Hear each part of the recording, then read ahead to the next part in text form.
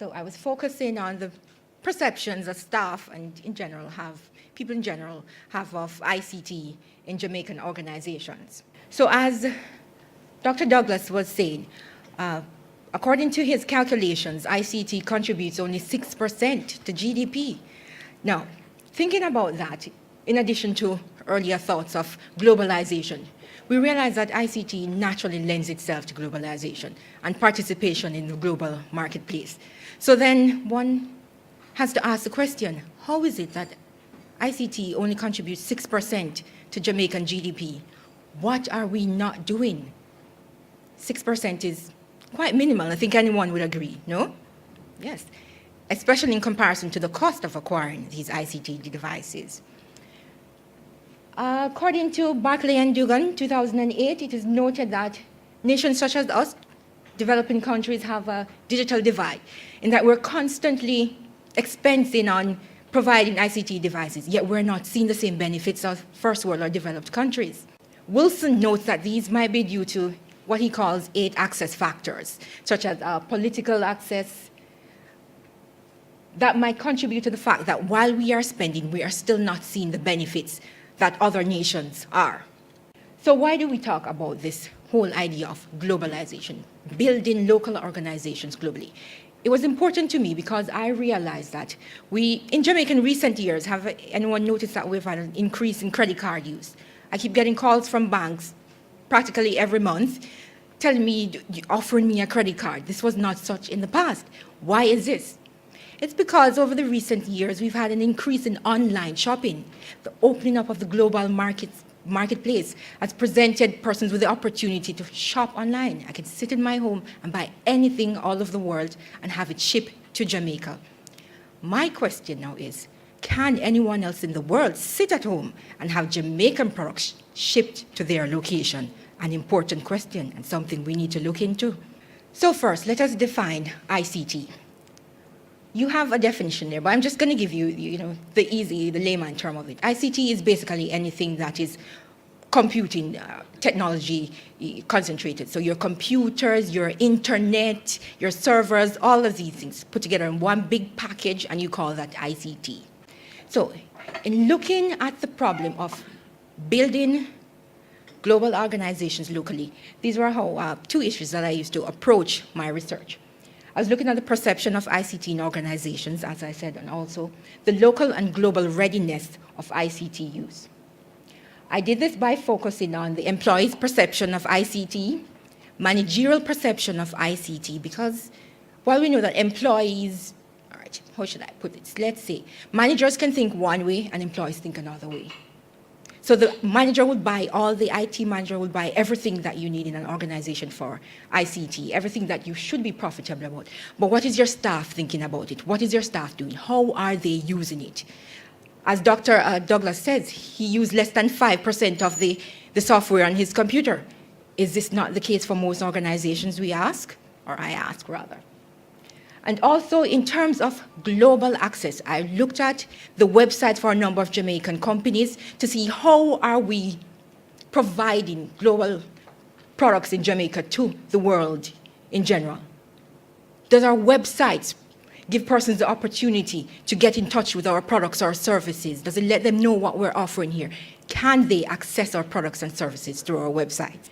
Okay, I did this by issuing a questionnaire which was given to all the members of the organization from all levels, just to try to get a general feedback on what each level of the organization, the employees, feel about it. I also interviewed the IT managers to get their feedback on how they're thinking of ICT and how it relates to their company. And of course, as I said before, the website review. Now, I noted some challenges. I had some serious challenges with getting to this research. Access was a big issue for me. I would tell persons, I sent them my questionnaire so that they could see that it has nothing to do with your financials, nothing to do with any proprietary information, no secrets, nothing.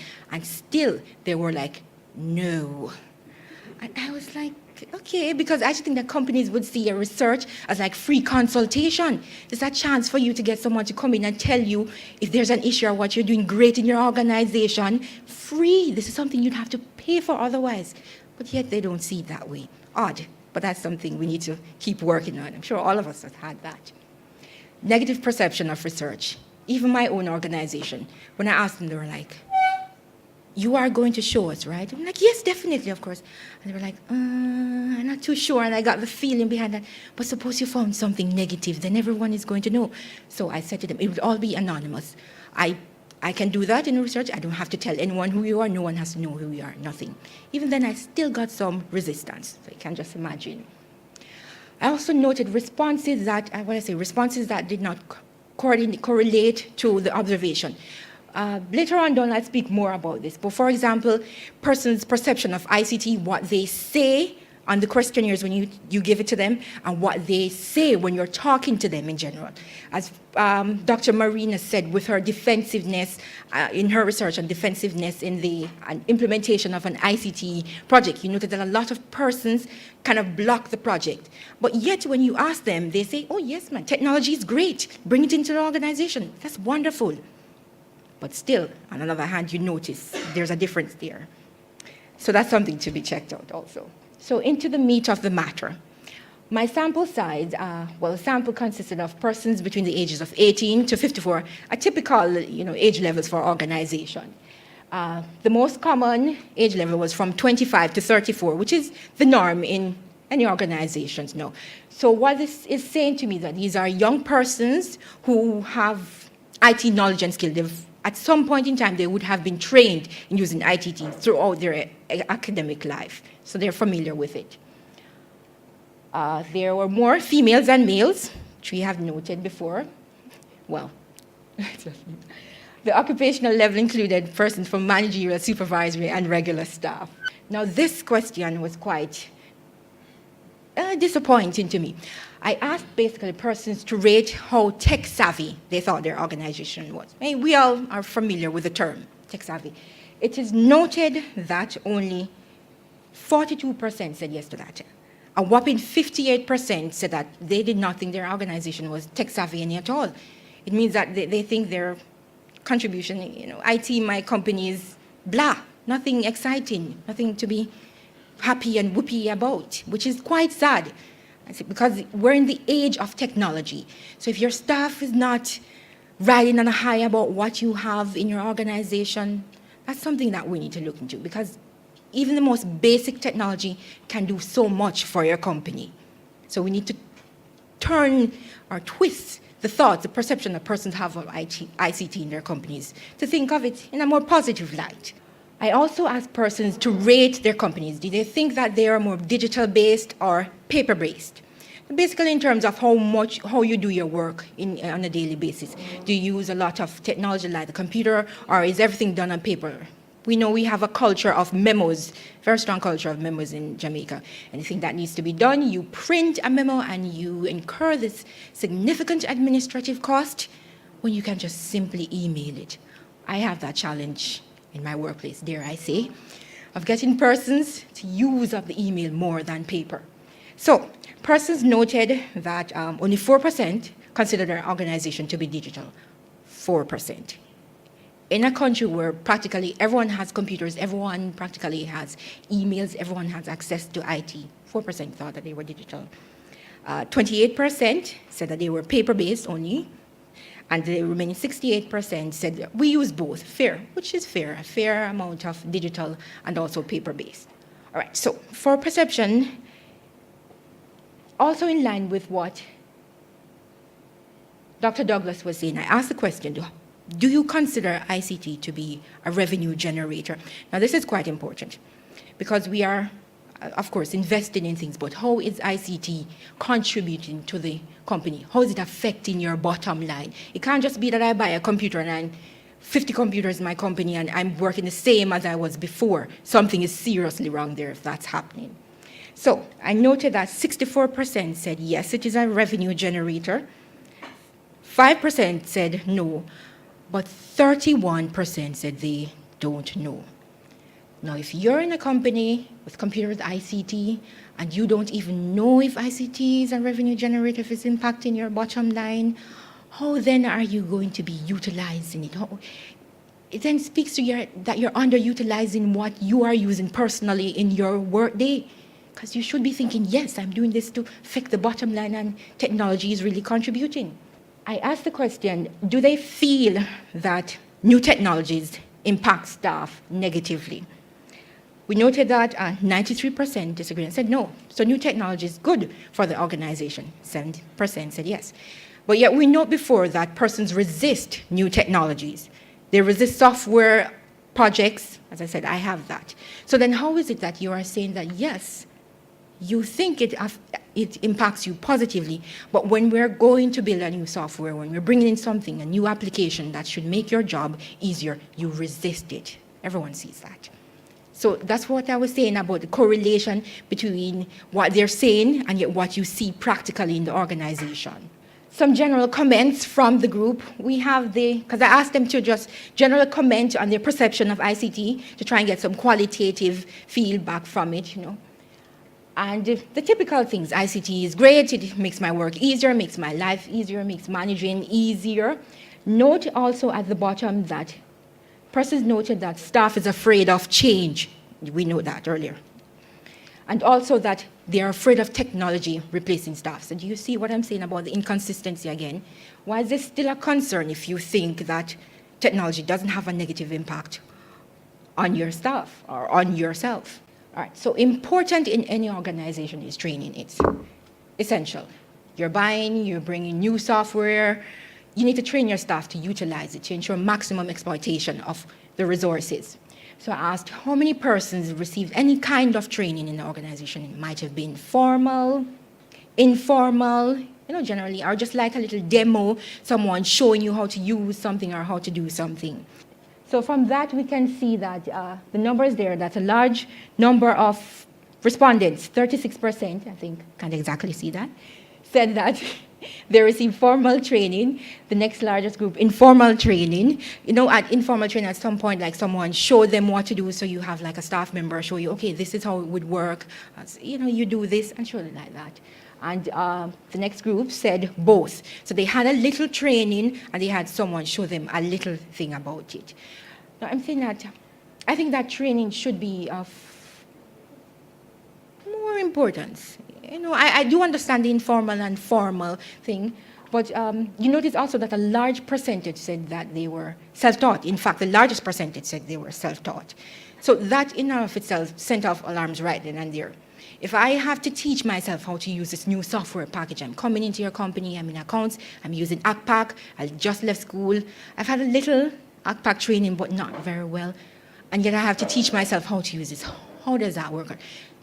My uptime then, my downtime is increased. The time between when I start producing and start actually contributing to the productivity of the company is going to be lengthened. Rather than if you had a little training session, before, and you show me how to work with ACPAC, you assign me a person who can assist me when I'm having troubles. These kind of things can be more of informal training to help staff increase their productivity then. So they hit the ground running a bit faster than without training. So this is important for HR to note also. I asked them to rate their proficiency in ICT. A lot of persons said that. Basically, they were proficient from what you're seeing there. They rated themselves, well, they think that 41% rated themselves as being proficient, 39% average. Proficient meaning that they could do whatever they needed to do, could manipulate the software, no help. Average, they could manipulate it, but they might need a little help here and there. And fair, they can do what they need to do, but need a lot more help than others. So that was it. With regard into email communication, now this is an issue for me because I see this in my own organization, and I've seen this before. We have emails, just the same thing as Outlook and Outlook it is, just the same thing as Hotmail and Gmail. Persons will use their Hotmail and Gmail accounts to send info to me, yet they will not use Outlook. I cannot for the life of me figure out why. It's the same thing. So I tell them, I send them emails, go to Outlook, and I literally have to call them. And I've tested it. I've literally sent out info, sat there for 2 weeks, and nobody said anything to me. And I called them up the same day. I sent you an email. Can you check your Outlook to see? Oh, 2 days after, everybody's calling me to tell me, yes, this is the response. They're not using your email technology. Something as simple as that. Really? I'm wondering, what is the thought behind it? You think that we're going to track you if we use Outlook as opposed to Gmail? So there is some underlying negative perception, even for something as simple as Outlook, if they're not using it, that is there. Everyone agreed that ICT has impacted them. 100%, yes. My productivity has increased, ICT is great, and it's making life better. Basically decreased their workload. I found it funny, though, that there was a small percentage of persons that actually said that their work had actually gotten harder, 4% with ICT. And I was then wondering, might this be a training issue? Because in reality, if you are doing something totally manual before and you now have a software that should help you, how is it that your work is harder than it is before? So might it be a training issue then, or just a natural resistance to ICT? I also look at how the task was shortened. So the major percentage said that 16% said that the tasks were shortened by 25%. 71% said their task, the length of completing their task was basically cut in half, and 13% had no response, which I thought is kind of odd. Maybe that they just missed the question, or is it that you really don't know how technology has impacted on your work, if it's made it harder or easier? So those are things that I would look into in the future. Why? How do you feel about that? So in the interviews with the manager now, these are just some of the key points of the questions that I asked to get their perception. So the managers that I interviewed all said that, all agreed, they do not have enough ICT resources in their company. But then, of course, we know IT personnel, you want the best, you want the fastest server, anything that money can get you, you want it.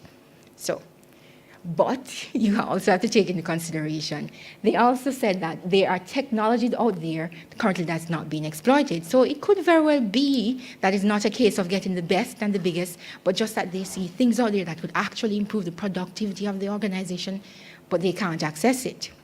It is really a challenge to get through finance to purchase anything for IT, really.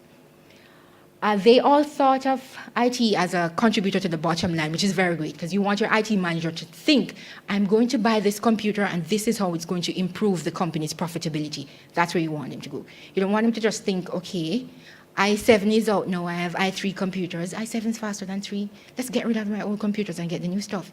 You want him to say, okay, this processing is going to reduce process it by 50% and everything, our orders will be going out faster, we can connect to the internet so persons can do things online.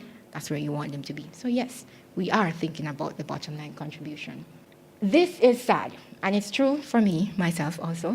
Noted that the IT managers noted that they don't think that they're fulfilling their personal mandate for the company. You know, what we'd like to do for the company, how we'd like to improve your productivity. In essence, if you ask us, we say, no, there's so much more that I could do. And it doesn't even take a lot of money, or it doesn't even take money in some cases. But the resistance is so high that sometimes you just give up. You just let it go, because what are you going to do? As I say, with myself and email, Outlook, how do I fight that?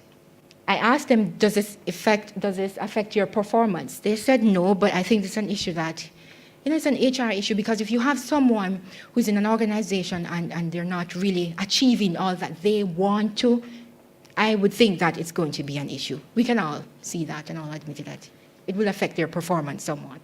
They said that getting the resources out of the organization was really their biggest issue. And as I've spoken before, getting the finance to get anything is quite a difficult issue. And we're clearly not satisfied with how much is being spent on ICTs. Not necessarily more, but just that when we have to fight so much for the least thing that we want to purchase. And they thought that also. Okay, so on to looking at our website. So that was the perception of persons' view, my website review. So I said to get the list of websites that I'll be reviewing, I went to the Jamaica Manufacturers Association website, looked for companies there, and I checked to see if they had a website. I also use the popular companies that we know of, you hear of every day. I just check to see if they have a website. So about 80 websites or companies were reviewed. All right, so this is, all right, so we can jump to that, because you know that global access to, so websites basically provide access to information, general access to let persons know what your company is all about, and to assist purchasing. All right, so let's just go to the findings. Now, this is what I noted. All right. In terms of website capabilities, about 25% of the websites that I viewed had online capabilities. Full online capabilities mean that you could order and you could ship online, and you see the prices and everything. What I noted in general was that a lot of our websites basically just provide information about the company, your mission statements and such like. You can't even see a price. You can't see detailed product information. Then what is the point of you having a website? It is so I can shop, I can figure out what you have in store and see if I want to come to you to buy it. No, that's not what our website is doing. Then how can you build a global organization when you can't even locally advertise what's happening in your company? So this is what I noted. A whopping 66% of websites gave you such limited information that you essentially have to walk in to find out what you need. From the websites, you couldn't get all you need to purchase, anything at all. I couldn't purchase, couldn't find out enough info to decide if I want to purchase, if I saw something that I liked. So I just noted some websites that I thought were very good, in their transactional capabilities. Courts, we all know you can shop online, have them delivered to your house and such like. Grace Foods, although the limitation there was that it's mainly in US and UK that they ship online, but such. And Domino's, I think, correct me if I'm wrong, but it was the only fast food company that I found that you could actually order online. You have to pay when they come to you, yes, but it was the only one that you could actually order online. In a culture that eats so much fast food. Really? I thought that was sad. But anyway, so clothing. We all know, I'm quickly wrapping up, the latest buzz that's been created about Jamaica. Why everyone's interested in Jamaica 50th, everyone wanted t-shirt logos and all of that. I was looking for persons to be selling this online. Funny thing is, I actually found 2 sites that were selling Jamaica 50 and Jamaica tagged items, but I could not definitively say that they were actually Jamaican sites. When I went to look about it to find out the organized, actually they were actually USA. When I went to find out the address of the company, contact them, these companies were not even Jamaican. Now, do you see what is happening here? You have persons from overseas that are utilizing our resources, and we are not. Of course, your companies here that build clothes. Why do you not have a website to let persons know about it so they could shop and buy? The culture of the world is to shop online, and yet we are behind the trend. So this is what I noted. Oh, interestingly, we have a site, JamaicaDISCOM, that is like a mini version of eBay. So I thought, yay! And I felt very excited about that one. My positives, as I noted before, I had found a company that actually was using a portable cash register. So you go out on the road and you can cash an item through this little tiny device, and I thought this was such great use of technology. Website payments and all the other things. So my conclusion, as you've been hearing me saying before, we are just not utilizing the full resources of the internet. It is naturally inherent to expanding globally, yet we're not using that. Our websites need to be more transactional. Customers need to be able to do more, get more information on price and product to ship, order online. So basically, those are the conclusions I said before. Oh, sadly, I noted that a lot of companies have Facebook pages. Now, Facebook pages do not have any kind of transactional functionality. So while it's great for the interaction, as a customer, I cannot price, level, order, and all of that. None of that is done. So we need to move, add a functional website to our products also. Recommendations, as I said before, companies that are currently have online functions should spread out to the USA and UK. We should take on more shipping. You could bill to the customer. This is what is done. A lot of times you notice that you buy an item, it costs $5, and the shipping is actually like $15. I laughed. This is so funny. So you can actually do that. If it's a case of cost, we can cover our cost of products in the shipping, because persons see that generally. Improve overall use of ICT in general. Businesses, basically I'm saying, bump up our website. Exploit online shoppers. They are there. We are also engaged in a lot of online shopping. Persons all over the world use our website to do much more than just give mission statements and value statements. Let people shop. Right, so future, the point at the bottom was the most important. I needed to find out why is it that organizations had websites, yet we're not transactional. What is happening? Is it a cost factor? Is it a cultural factor? Do we seriously still believe that our persons are not shopping on the net and not willing to buy and pay for shipping? So that's for future study to find out exactly what is happening beyond that little conundrum.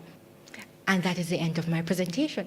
Now notice at the bottom there I have a little joke, www.cassandra.com, to say, seriously, everybody should have a website.